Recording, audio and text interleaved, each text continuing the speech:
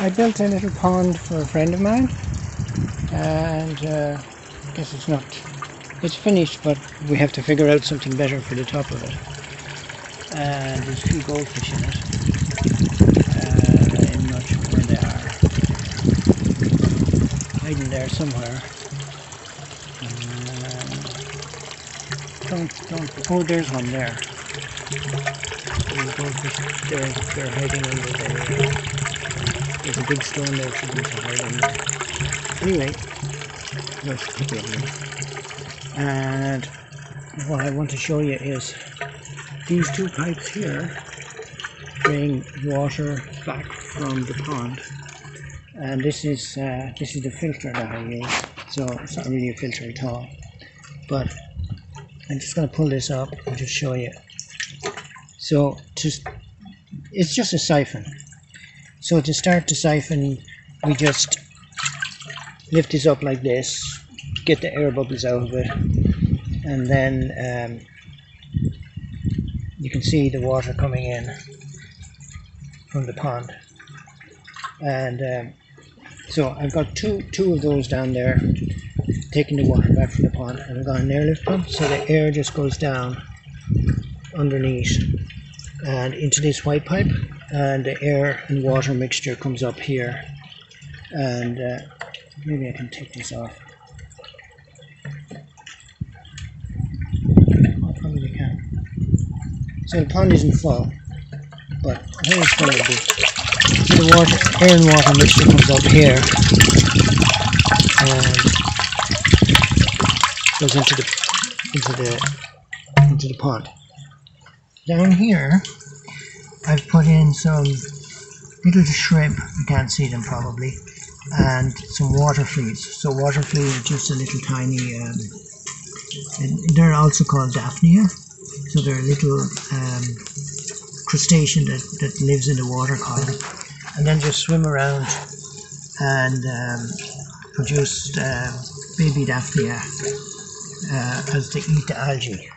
So what I'm looking forward to in about a week's time is to have clear water here, because these guys here will be eating the algae as it comes in through these little pipes, and procreating like crazy. And there'll be some of the babies and some of the adults will be sucked out and into the fish, and the fish will eat the adults, and the babies will go a little further until the fish eat them too. But the entire thing then will probably clear right up, instead of going more and more green as the summer goes. And it's probably a pretty cheap water filter to do it this way. And I think it's 18 liters per minute of air is producing this, and the bubbling over here, which is probably plenty sufficient, because this water coming up through the airlift pump is oxygenated too. So yeah, we'll see how it goes. Obviously, when I fill this up to the top, I fill the pond up to the top, this airlift pump will be going much faster, because the lift, instead of being this high, will be only about 6 or 8 meters. Anyway, there we go. I'll just see if we can see the little Daphnia when I check out the video.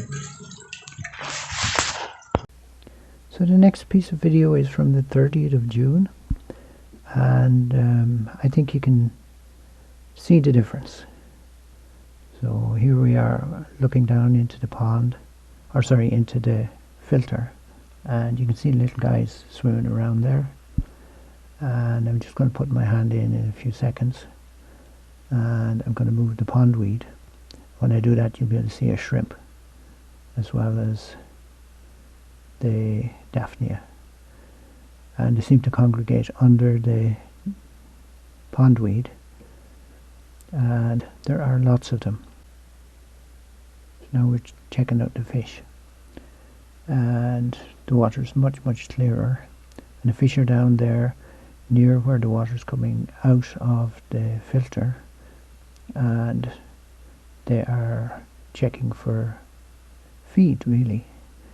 They're probably eating some of the Daphnia that were a little bit stunned as they came out of the outlet. And I can't really be sure exactly what they're doing, but yeah, they seemed happy enough. This kind of container of water fleas and shrimp doesn't have to be outside the pond. You could have it in the pond itself, just as long as the flow of water between the main pond and the container is pretty slow.